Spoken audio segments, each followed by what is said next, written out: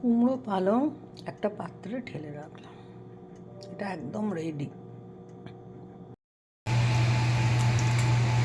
এখন আমি বানাচ্ছি কুমড়ো দিয়ে পালং শাক। তার জন্য কড়াইয়ে তেল দিয়ে 5 ফোড়ন শুকনো লঙ্কা দিয়ে কেটে রাখা কুমড়োগুলো দিয়ে দিচ্ছি।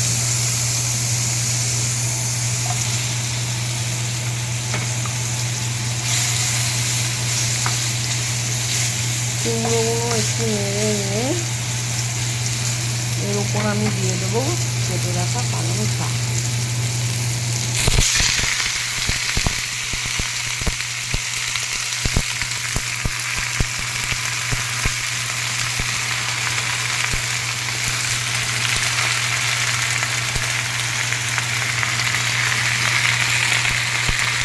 তার সাথে দেবো কিছু গুঁড়ো মশলা, দেবো একটুখানি হলুদ গুঁড়ো 1 চামচ, দেবো 1 চামচ লঙ্কার গুঁড়ো,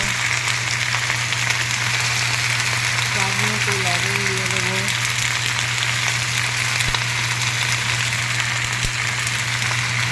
তার সাথে দেবো সামান্য চিনি। কুমড়ো পালং শাকে একটু চিনি দিলে তরকারি স্বাদটা অসাধারণ। এবার এটাকে আমি সেদ্ধ করতে দেবো।